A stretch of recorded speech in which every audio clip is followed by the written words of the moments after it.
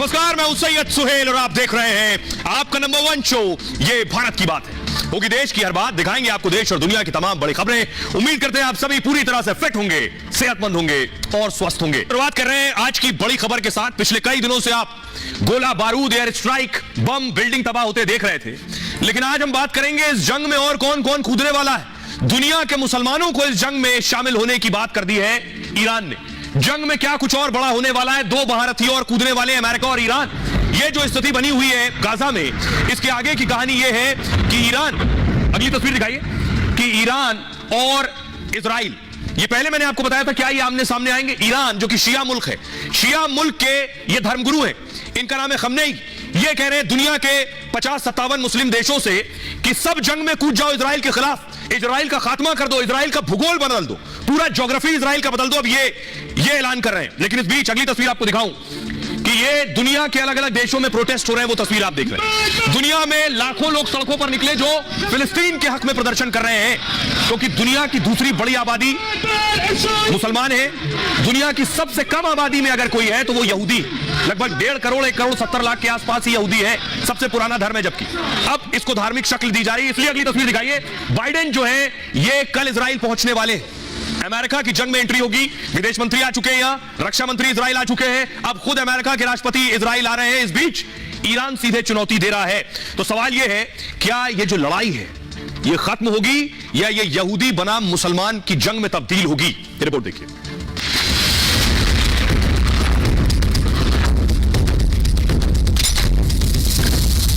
Israel और Hamas की लड़ाई अब धार्मिक जंग में बदल गई है। इस जंग में दुनिया की बड़ी बड़ी परमाणु शक्तियां आमने सामने हैं।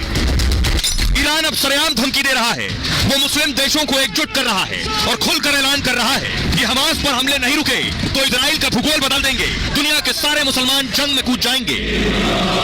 ईरान आंखें दिखा रहा है तो अमेरिका सुपर पावर वाला दम दिखा रहा है। विदेश मंत्री और रक्षा मंत्री के बाद अब बाइडेन इजराइल आने वाले हैं। क्या यह इस बात का इशारा है कि अब अमेरिका भी फौज भेजने वाला है और हमास के ताबूत पर अपनी कील ठोकने वाला है?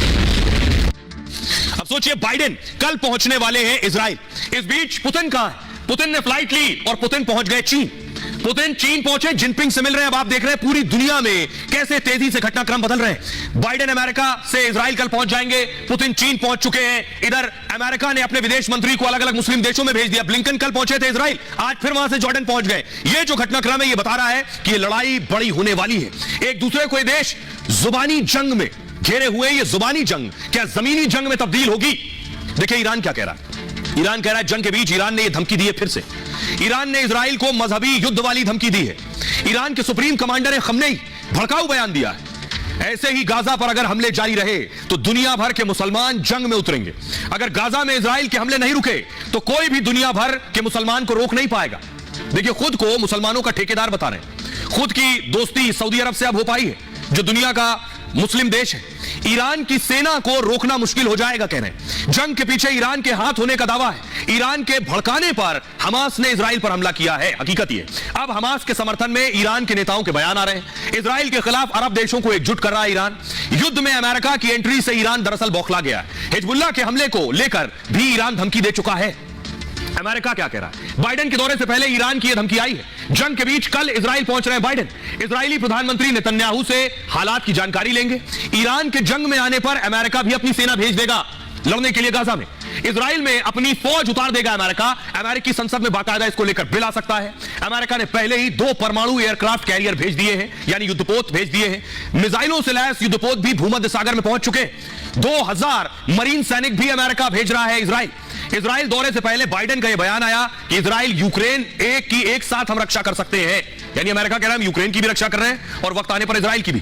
अमेरिका नहीं चाहता है कि जंग अरब देशों में भड़के, साथ ही हिजबुल्लाह को भी जंग से दूर रहने की कोशिश रखने की कोशिश है। बाइडेन इजराइल के बाद जॉर्डन भी जाएंगे। जॉर्डन, मिस्र और फिलिस्तीन के नेताओं से मुलाकात करेंगे। बाइडेन के दौरे के बाद गाजा में एक्शन और तेज हो सकता है। जंग की शुरुआत से ही इजराइल के साथ अमेरिका खड़ा है और बाइडेन के दौरे से पहले अमेरिकी विदेश मंत्री इजराइल आ चुके हैं। 4 दिन में दूसरी बार ब्लिंकन इजराइल आए। अमेरिका के आर्मी चीफ माइकल कुरेला भी इजराइल पहुंच चुके हैं। जर्मनी क्या कह रहा है ईरान से? ईरान की धमकी पर जर्मनी भड़क गया। ईरान ने कहा आग में घी मत डालो। ईरान से जर्मनी कह रहा है आग में घी मत डालो। इस हालत में भड़काने से पहले सोच लो 10 बार। हमास नेता से मुलाकात के बाद जर्मनी की यह चेतावनी है। इजराइल के दौरे पर जर्मन चांसलर ओलाफ शोल्ज ने कहा है। जर्मन चांसलर जॉर्डन और मिस्र भी जाने वाले हैं। ये इजराइल पहुंच चुके हैं German chancellor. Israeli PM Netanyahu ने ईरान को चेतावनी दी, हमें आजमाने की कोशिश न करो। दक्षिण मोर्चे पर युद्ध की तैयारी कर रहे हैं, लेकिन उत्तरी मोर्चे पर भी जंग को तैयार है। मतलब उत्तर मोर्चे पर हिजबुल्लाह से जंग को तैयार है। हिजबुल्लाह के समर्थन में ईरान बयान दे रहा है। नेतन्याहू ने कहा हिजबुल्लाह को इसकी कीमत चुकानी होगी। तो ये जो चौतरफा जुबानी जंग आप देख रहे हैं, ये बड़ी लड़ाई में तब्दील हो सकती है। सुनिए नेतन्याहू क्या कह रहे हैं और ईरान के सुप्रीम लीडर, धार्मिक लीडर खमनेई क्या कह रहे हैं। בהיותנו חסרי מגן, שילמנו מחירים שאף עם אחר בעולם לא שילם. גם בדורות שלאחר הקמת מדינת ישראל. اعتراضشون این بوده که چرا فلسطینی‌ها غیر نظامی‌ها رو کشتن. اولا این حرف خلاف واقعه. अब सोचिए बाइडेन इजराइल पहुंचने वाले, लेकिन इजराइल में तो धमाके हो रहे हैं। हमास ने रॉकेट दागा है इजराइल की राजधानी तेल अवीव में। इसी तेल अवीव में बाइडेन को आना है। बाइडेन आएंगे तो बाइडेन रहेंगे कहां, क्योंकि हर रोज हमास के भी रॉकेट यहां पहुंच रहे हैं। अगली तस्वीर दिखाऊंगा, दहशत देखिए। अगली तस्वीर दिखाई, ये आप देख रहे हैं, ये इजराइल की संसद है। सायरन बज रहा है, सांसद भाग रहे हैं संसद छोड़कर। तो फुल स्क्रीन लीजिए जरा। जैसे बाइडेन आएंगे तो कहां रहेंगे, जब सांसद डरे हुए हैं, सहमे हुए हैं, ये इजरायली सांसदों को देख रहे हैं, अब सायरन बजा, सब भागे। उसके बाद ये वो तस्वीर है। तो बाइडेन तेल अवीव आकर सुरक्षित कैसे रहेंगे, उनके लिए क्या तैयारी की गई है। बाइडेन को रखा कहां जाना है, किस जगह सेफ जोन में बाइडेन आकर इजराइल में रुकेंगे, क्या खास बंकर में रहेंगे बाइडेन। उस बंकर की तस्वीर मैं आपको दिखाने जा रहा हूं। ये है वो बंकर, आप देख रहे हैं। ऊपर चारों तरफ आपको कौन नजर आ रहा है, तेल अवीव, इजराइल की राजधानी। अब ये देख रहे हैं आप, ये लिफ्ट है, इससे नीचे, इसे प्ले कीजिए प्लीज। ये नीचे आकर बाइडेन उतरेंगे और उसके बाद बाइडेन बंकर में रहेंगे। ये देख रहे हैं, ये है बंकर जिसमें बाइडेन रहने वाले। तेल अवीव में सायरन बजते ही संसद की कार्रवाई रुक गई। सभी सांसद और नेतन्याहू बंकरनुमा कमरे में चले गए। हमास के हमलों के बीच बाइडेन इजराइल पहुंचेंगे और तेल अवीव में ही बाइडेन नेतन्याहू से मुलाकात करेंगे। ऐसे में बाइडेन की सुरक्षा बड़ी चुनौती होगी। इस तरह के बंकर में हो सकता है ऊपर, आप देख रहे हैं पूरा तेल अवीव और बाइडेन बंकर में। बाइडेन को बंकर में शरण लेना पड़े, इसकी संभावना है। इस बीच अमेरिका 2000 सैनिकों की भी तैनाती करेगा। बाइडेन के दौरे से पहले अमेरिकी रक्षा मंत्रालय का आदेश आया है। बाइडेन इस साल जंग के बीच यूक्रेन भी गए थे, आपको याद होगा, तब भी उनकी सिक्योरिटी को लेकर सवाल उठे थे। बाइडेन की सुरक्षा का जिम्मा सीक्रेट सर्विस पर है। अमेरिका की सीक्रेट सर्विस अभी इजराइल में मौजूद है। अमेरिकी राष्ट्रपति एक तरह से सुरक्षा कवच में चलते हैं और उसी कवच का हिस्सा है कि उन्हें यहां पर रखा जाए। अब मैं आपको बताऊं, बाइडेन इजराइल पहुंचेंगे और मैक्रो भी इजराइल पहुंचने वाले हैं। ये तस्वीर आप देख रहे हैं, फुल स्क्रीन लीजिए जरा। मैक्रो इजराइल पहुंचने वाले हैं, यानी फ्रांस के जो राष्ट्रपति हैं इमैनुअल मैक्रो, वो भी इजराइल में लैंड करेंगे। और आज एक और जर्मनी के चांसलर ओलाफ भी इजराइल पहुंच चुके हैं। अब दुनिया के नेता इजराइल पहुंच रहे हैं दो वजहों से। एक, जिससे नेतन्याहू के साथ खड़े नजर आए। दूसरा, उनकी कोशिश है इस जंग को रुकवाया जाए। फिलिस्तीन में जो हालात बने हैं उसे काबू किया जाए किसी तरह से, यह है कोशिश। ये आप देख रहे हैं, यह है जर्मन चांसलर ओलाफ जो इजराइल पहुंच चुके।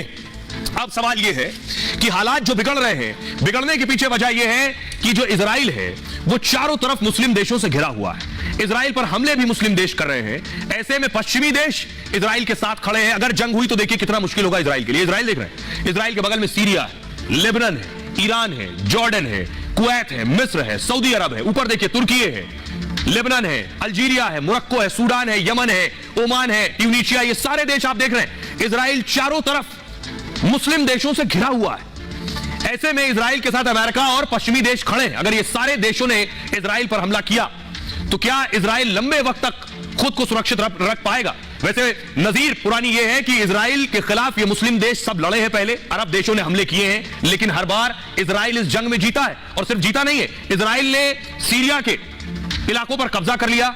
इजराइल ने कुछ और देशों से लड़ने के दौरान मिस्र के भी कुछ हिस्से पर इजराइल ने कब्जा कर लिया था, बातचीत हुई, उसके बाद वो हिस्सा छोड़ा है। यानी बताने का मकसद यह है कि मुस्लिम देश जब लड़े हैं तब इजराइल से हारे ही हैं।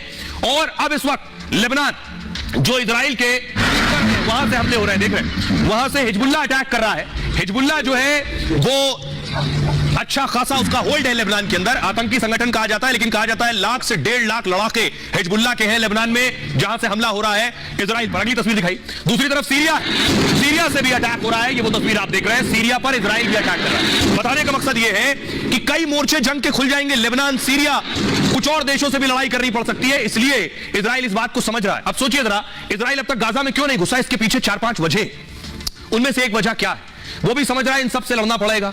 जैसे मैं आपको बताऊं, 75 साल में इजराइल ने बहुत सी जंगें लड़ी हैं, लेकिन अकेले दम पर इजराइल बड़ी जंग नहीं जीता है। छोटी जंगें, कम दिनों की जो जंग हुई है वो इजराइल ही जीता है। 1967 में 6 दिन में जंग हुई, अरब देशों को हरा दिया। 2012 में हमास से उसकी जंग हुई जो 1 हफ्ते चली। 2014 में हमास से जंग हुई 48 दिन चली। तो इजराइल को नुकसान भी हुआ था। 2021 में इजराइल हमास में 11 दिन युद्ध चला। इस बार भी उसकी जंग 11 दिन की हो चुकी है और इजराइल अब तक हमास से जीत नहीं पाया है, ना हमास को खत्म कर पाया है। जंग अभी और लंबी खिंचेगी। ये एक वजह है कि जंग लंबी चलेगी, एक ये डर है। दूसरा डर कि इजराइल के पास सैनिक कम है, सेना कम है, फौज कम है। इजराइल में करीब 2 लाख सक्रिय सैनिक हैं और 4 लाख रिजर्व फोर्स हैं। मतलब कुल सैनिक करीब 6 लाख है। उस पर हमास के साथ लेबनान भी हमला कर रहा है, यानी एक मोर्चा लेबनान में खुल गया, लेबनान की तरफ। सीरिया से भी गोलीबारी हो रही है, दूसरा मोर्चा सीरिया में खुल गया, वहां भी सेना भेजनी पड़ेगी। 3 मोर्चे, गाजा है, 3 मोर्चों पर जंग लड़नी पड़ सकती है। इस हिसाब से उसके पास सैन्य क्षमता कम नजर आ रही है। तीसरी वजह, हमास की ताकत का पता नहीं है। 2005 में इजराइल ने गाजा छोड़ा था, उसके बाद से हमास वहां खड़ा हुआ और लगभग 20 साल हो गए। 18-20 साल में हमास बहुत ताकतवर हो गया।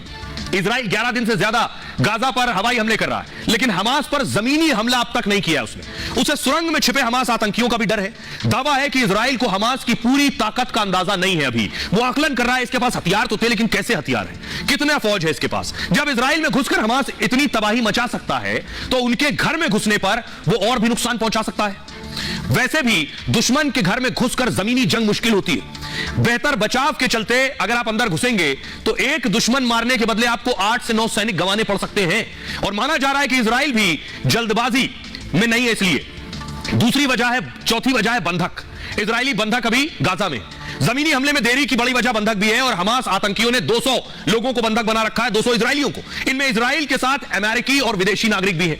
हमास इन बंधकों को ढाल की तरह इस्तेमाल कर रहा है। हमला बंद करने पर बंधकों को छोड़ने की बात कह रहा है, इसलिए इजराइल तैयारी के बाद भी जमीनी हमला नहीं कर रहा है। यह सारी वजह है गाजा में न घुसने की। इस जंग को खत्म करना चाह रहा है इजराइल भी, लेकिन उसे कोई हल नहीं मिल रहा है अभी। कोई तरीका नहीं सूझ रहा है कैसे इस जंग में आगे